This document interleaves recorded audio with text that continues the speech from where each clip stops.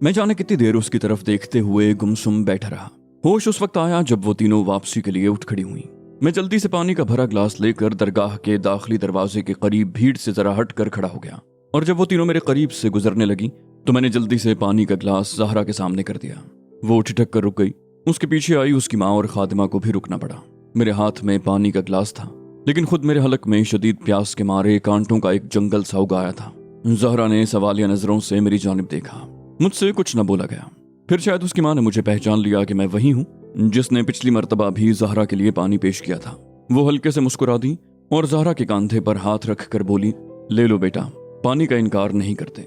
ज़हरा ने चुपचाप मेरे हाथों से ग्लास लेकर अपने नाजुक लबों से लगा लिया और चंद घूंट पीकर वापस मेरी जानिब बढ़ा दिया।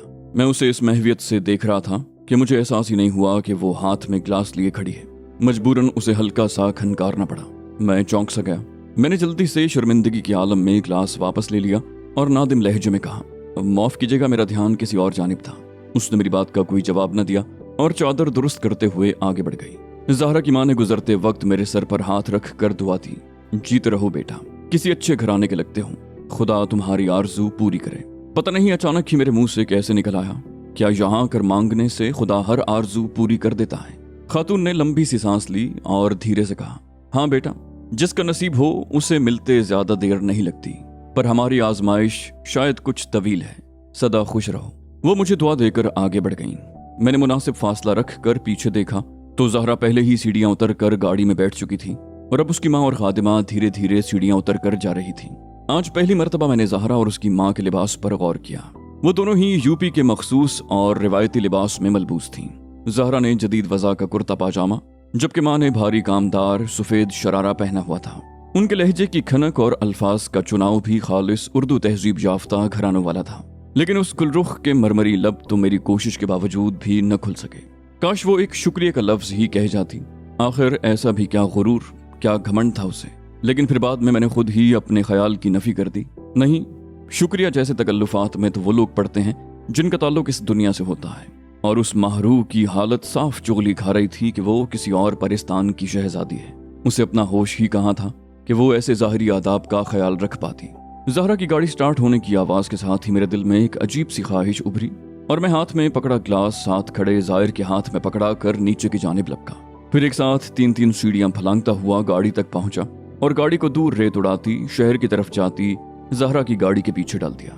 जाने ये ज़हरा का घर देखने की ख्वाहिश थी या फिर एक मर्तबा उसका रूप अपनी आंखों से भर लेने की, लेकिन मैं लगातार उनकी गाड़ी का पीछा करता रहा, हत्ता कि शहर का वो बेशकीमत मज़ाफ़ाती हिस्सा शुरू हो गया जहाँ पुरानी वज़ा लेकिन इंतहाई मुतमव्वल तबके की हवेलियाँ मौजूद थीं। ये तमाम हवेलियाँ कई एकड़ पर फैली हुई थीं और जनाने मर्दाने और पाई बाग का जो तसव्वुर अब हमारे बड़े घरों में तकरीबन मफकूद ही हो चुका है, वहाँ अब भी पूरी आबोताब के साथ मौजूद था। ज़हरा की गाड़ी भी एक ऐसी ही अजीमुशान हवेली के फाटक से अंदर दाखिल हो गई। मैंने अपनी गाड़ी फाटक के करीब लाकर रोक दी। अंदर एक तवील सी रंगीन पत्थरों की रविश से होती हुई ज़हरा की गाड़ी पोर्च तक पहुंच चुकी थी। ड्राइवर ने जल्दी से पीछे के दोनों दरवाजे खोले और ज़हरा उसी शान से गाड़ी से उतरी जो उसकी शख्सियत का खासा था। मैं काफी देर इसी शहर में हवेली के बाहर अपनी गाड़ी में बैठा रहा और फिर शाम ढले वहां से लौट आया। घर में मम्मा और पापा परेशानी के आलम में लॉन में ही टहलते हुए दिखाई दिए। मेरी गाड़ी की आवाज सुनते ही मम्मा तेजी से मेरी जानिब लपकी। साहिर, कहाँ चले गए थे तुम? कितना परेशान थे मैं और तुम्हारे पापा, क्यों सताते हो हमें इतना? मम्मा और रूहानसी सी हो गई, लेकिन मैं उन्हें मनाना खूब जानता था।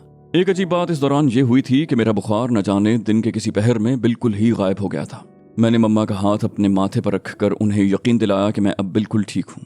खुदा खुदा करके मम्मा की नाराजगी खत्म हुई और हम तीनों ने बहुत अरसे के बाद इकट्ठे बैठकर डिनर किया। मम्मा की तसल्ली तो हो गई थी, लेकिन पापा की निगाहों में अब भी बहुत से सवाल मचल रहे थे। आखिर डिनर के बाद जब हम सब लॉन में बैठे थे तो पापा ने मम्मा से खास उनके हाथ की बनी हुई कॉफी की फरमाइश की और वो उठकर कॉफी बनाने चली गईं। पापा को मौका मिल गया। उन्होंने मम्मा के अंदर जाते ही जल्दी से कहा, हाँ भाई जवान, कोई सिगरेट वगैरह है तो निकालो, अभी तुम्हारी मम्मा वापस आ जाएंगी तो उनके सामने धुआं निकलना उगलना मुश्किल हो जाएगा। मेरा और पापा का एक ही ब्रांड था। मैंने उन्हें जेब से सिगरेट निकाल कर पेश की।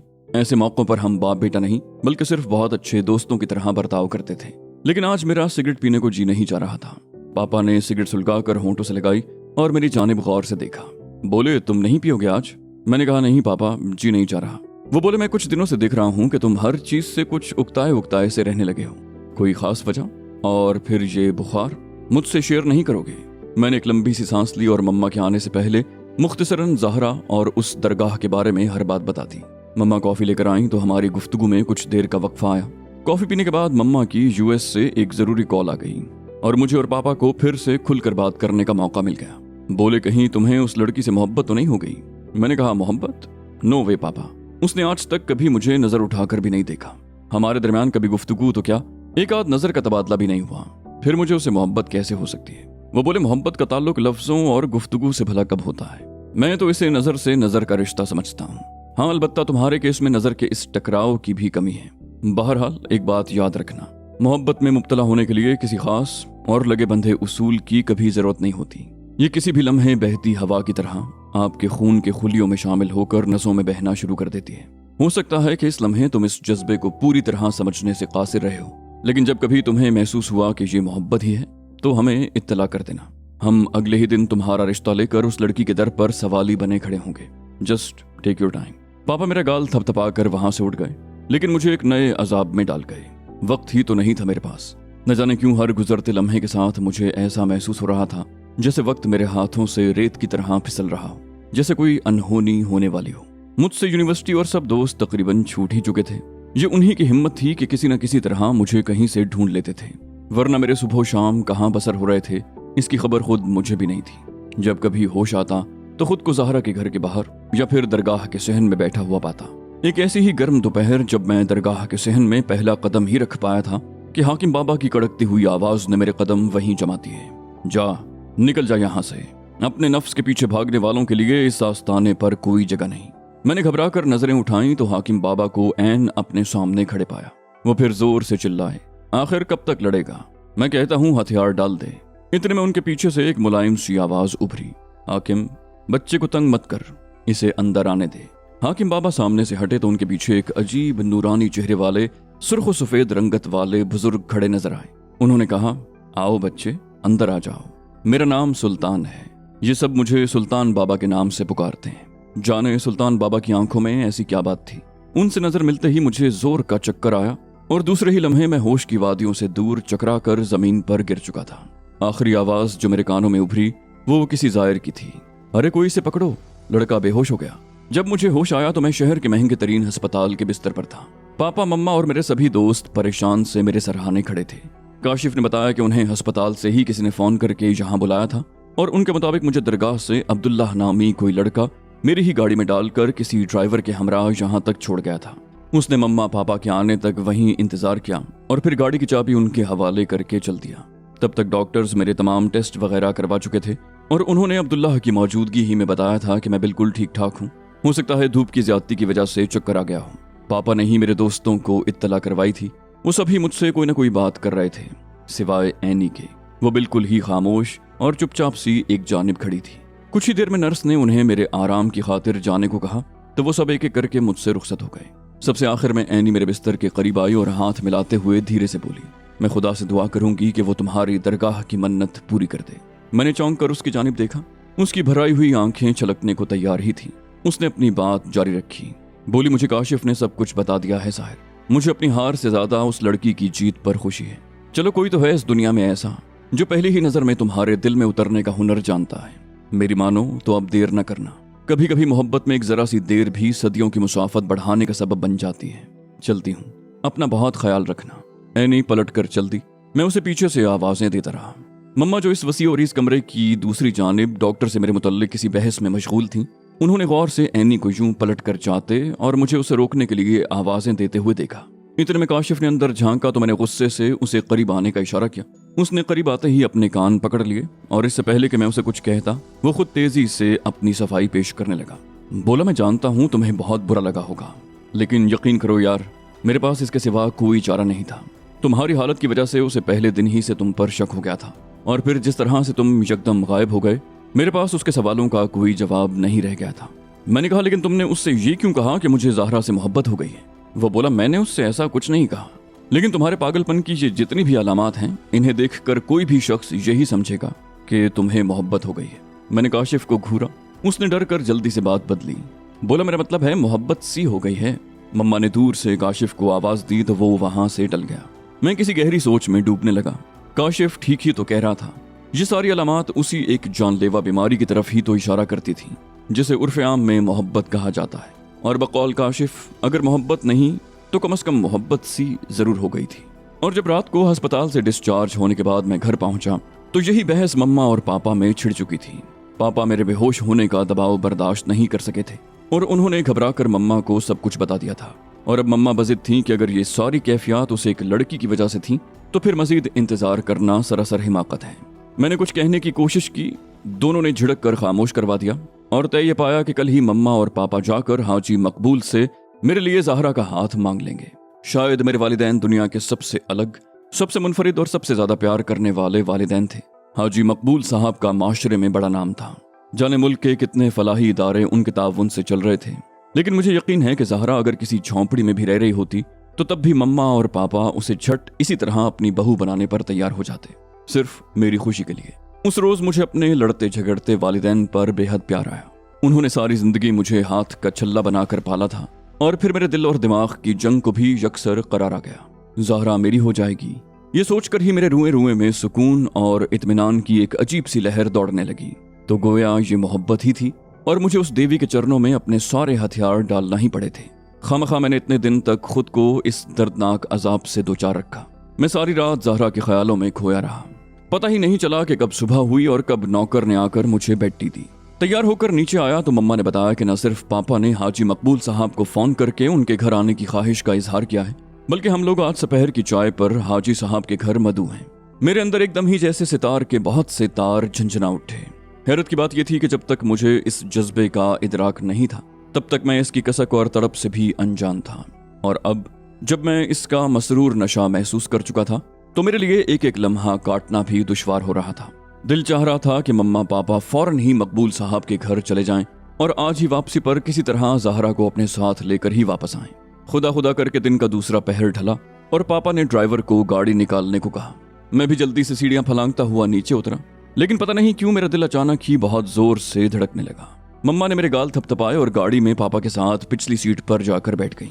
पापा ने मेरी जानिब देखकर हाथ हिलाया तो मेरे मुंह से खुद ब खुद निकल गया, बेस्ट ऑफ लक पापा।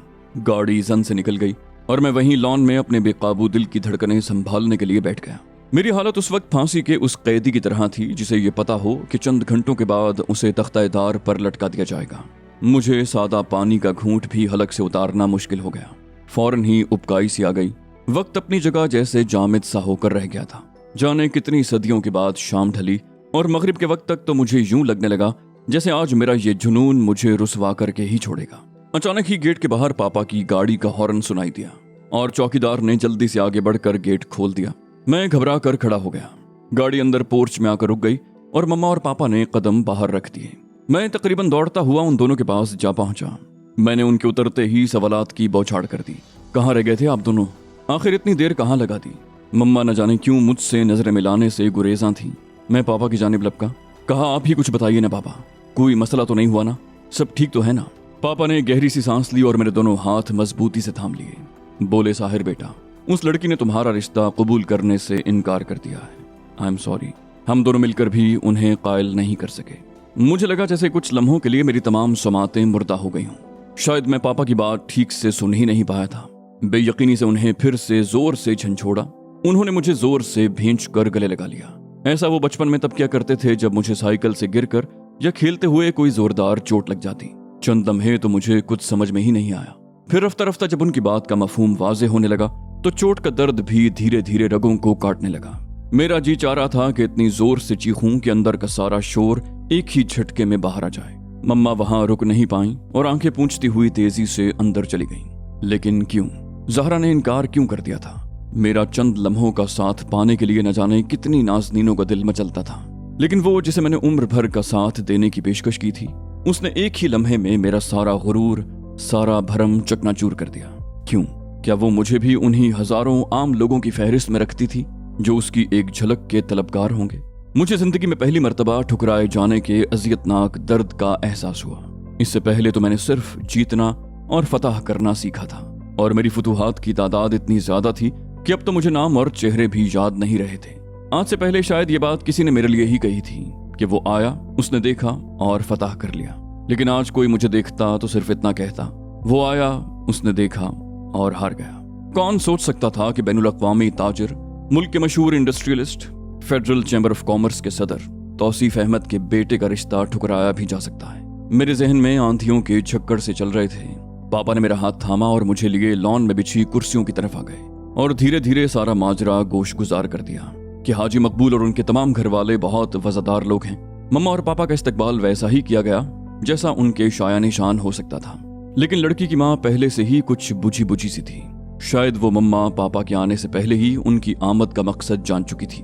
लिहाजा जब पापा ने ज़हरा को अपनी बहू बनाने की ख्वाहिश का इजहार किया तो उनको ज्यादा हैरत नहीं हुई। हाजी मकबूल ने पापा से कहा कि वो अपनी इकलौती बेटी से बेहद मोहब्बत करते हैं, लेकिन वो उसकी मर्जी के बगैर कोई फैसला नहीं कर सकते। अलबत्ता उन्होंने मम्मा और पापा का इस बात पर बेहद शुक्रिया अदा किया कि इतने बड़े खानदान ने उनकी बेटी को इतनी इज्जत दी। पापा ने फिर इस बात पर इसरार किया कि अगर हाजी साहब चाहें तो इसी वक्त अपनी बेटी की मर्जी मालूम करवा सकते हैं। मम्मा मेरी तस्वीर लेकर गईं। उन्होंने वो तस्वीर हाजी मकबूल साहब की बेगम के हवाले की और दम साधे नतीजे के इंतजार में बैठ गईं। लेकिन शायद ज़हरा की माँ को नतीजे का पहले ही से इल्म था, तभी वो कुछ ही लम्हों में वापस आ गईं। तब मुझे ख्याल आया कि जरूरी तो नहीं कि ये रिश्ता पहला हो जो इस गज़ाला की चौखट तक गया था।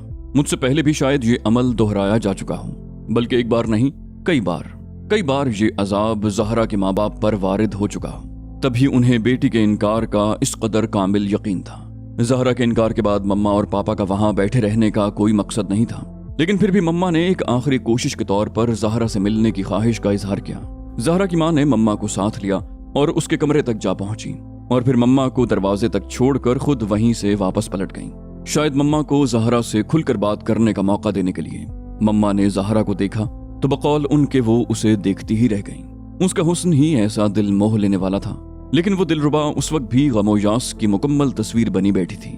उसने मम्मा के कुछ बोलने से पहले ही हाथ जोड़कर उनसे माफी मांग ली कि अगर उसके इनकार से मम्मा का दिल दुखा है तो वो तहे दिल से उनसे माजरत चाहती हैं, लेकिन इस मुद्दे को मजीद ना ही छिड़ा जाए तो बेहतर होगा, क्योंकि उसका फैसला अटल है।